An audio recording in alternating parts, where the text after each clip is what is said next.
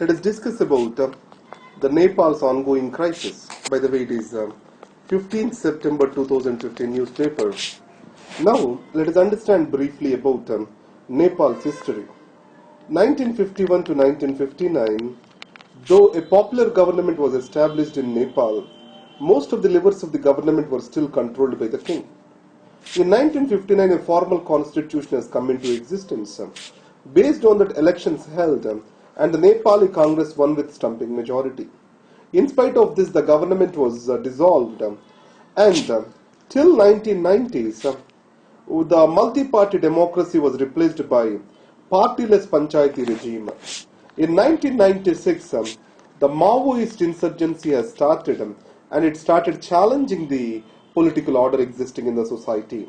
In this context, the Jan Andolan won. It was against the lack of democracy. Then the king was Mr. Birendra, and Birendra, he has re-established the democratic forces multi-party system in Nepal.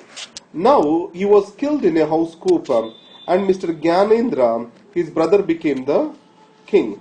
And due to his policies, the Maoist movement, it has got intensified. Finally, in 2006, the aristocracy, or else we say monarchy, it was replaced by a republic in the case of Nepal. A republic has come into existence. So now, when the republic has come into existence, the promise made was Nepal will be a constitutional republic. It means that it has to be a federalism. It will be a federalism. So the need of federalism in Nepal comes from its demographic pattern. So in the Terai region in Nepal, the Madhesis and Janajatis, these are the major dominant forces. And hilly region is dominated by different people. Now in this context, Madheshi Janajatis, they believe that only in a true federation their interests will be protected. In 2006, when the Comprehensive Peace Agreement has come into existence, and in 2008 promised to the Madhesis by Girija Prasad Koirala government, the central thing was about the strong federation that has to come into existence. So any federal government will protect the interests of the diversified population, and it can guarantee or respect the identities of the different people. So Madheshis have also asked for the number of seats in proportion to their population, which was also agreed. Recently, a federation was agreed by the Constitutional Assembly, and Nepal as a country will be divided into 6 provinces.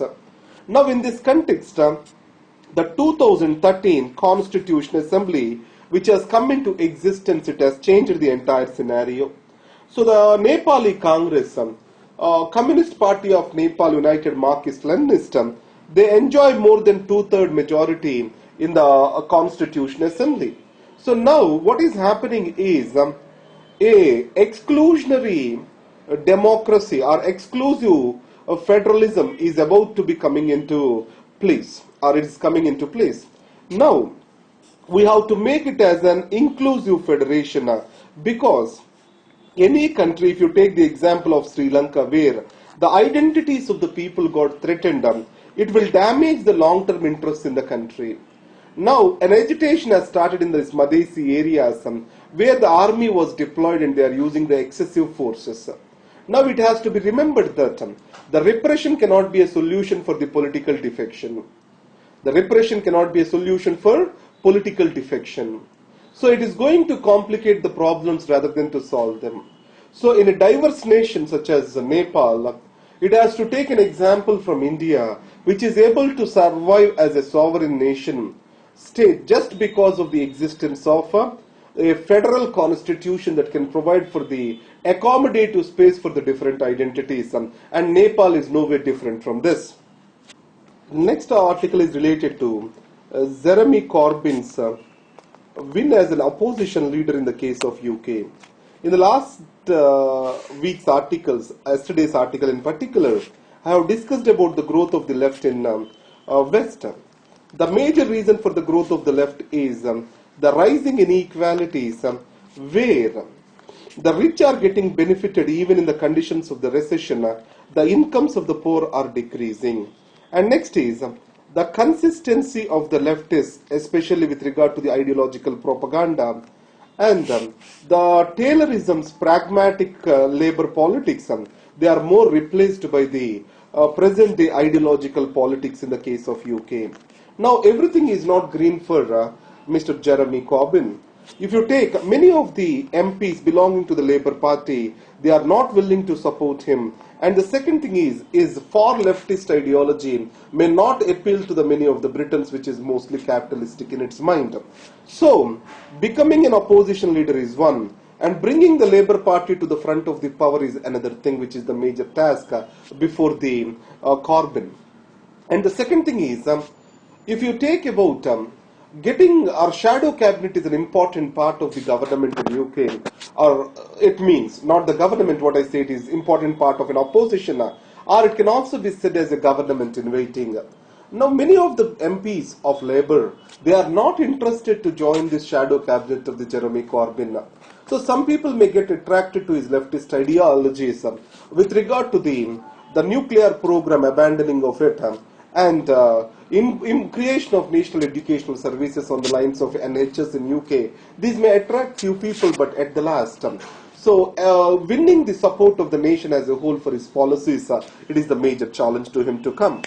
Now, healthcare system, most of the Indian primary healthcare system, it is structured around the maternal and child healthcare. So, MCH services are dominating the primary healthcare services. So, the article argues for a comprehensive healthcare system. So this comprehensive healthcare system, it improves the proximal care. It means that a healthcare that is available close to the house, this proximal care, it increases the indices, various health indices such as infant mortality rate, maternal mortality rate.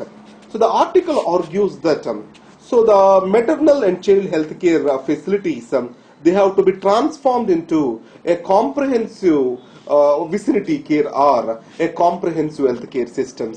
In this case, the health and wellness centers which are conceptualized, it means whatever the sub-centers which we have, they will be recalled as the health and wellness centers.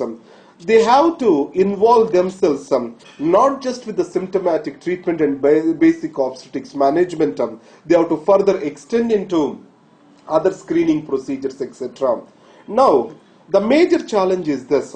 The government, with the existing system, it sees the money as a expenditure that is not giving any results, or it is a zero-sum expenditure. That is the reason why more and more budget allocations to health is not getting attention of the government of the day. So in this context, they are more and more resolving the healthcare issues in a policy making through insurance programs. So these insurance programs, which are mostly given to the BPL families. Now, APL families also have to be attracted towards the healthcare system, so that chronic debilitating diseases can be done away with. Now, in this context, the reforming of the government healthcare system plays a crucial role. If you take Tamil Nadu and Kerala, the availability of the proximal care, it has improved the health indices such as infant mortality rate and maternal mortality rate. The same can apply even in the case of the Bihar if primary health centers capacities have raised and made into a comprehensive health care. Author argues this. Comprehensive health care, it increases utility of the resources, including the human resources at disposal. But understand, India is not shifting into a comprehensive health care due to lack of the funds, understand carefully. And even where it is progressing on mother and healthcare system, the results are not very encouraging. So initially we thought about the comprehensive health care. If you see the Bohr's plan, it was talking about comprehensive health care. But we have shifted to the focus MSc services. The reason being is the deficiency of resources is one thing. And the second thing is lack of skilled manpower. We have the manpower, but the skilled manpower is the major challenge in the healthcare system. A blast and some questions. Now here, understand, anything to be properly implemented, we shall have a legal framework. And then we have human resources to take it forward. Now though, with regard to the petroleum and explosives, we have a legal framework in the country which is covered through multiplicity of the laws, such as Inflammable Substances Act 1952, Explosive Rules 2008. All these exist as the laws, and also there is an organization called PISO to monitor these activities. These are Petroleum and Explosives Safety Organization. So there is a legal framework, institutional structure. Now once these are there, it has to be effectively implemented. Now the monitoring of all these things is done by the central government. So the law and order machinery in the state is the state subject and handled by the police. So the coordination is going to be a major challenge over here. So in these circumstances, tracking of these things is more often is a failed situation. Now, beyond this, these explosives, if they fall into the anti-social elements, mostly the Naxalites, they use these explosives which are being gained through illegal routes like this. So there has to be a proper enforcement mechanism too, with a proper coordination between center and states to not to fall these explosives for the misuse. And next, investor ratings. The Gujarat is stated as the most investor-friendly state, followed by the Andhra Pradesh. So it is promoting an investor-friendly climate, ease of doing business. These are the things which are being talked about. So the further it will evolve. Along with this, human rights report is to be tabled in UN very soon with regard to Sri Lanka. We will discuss that in the next chapter or next day in the news. Thank you very much.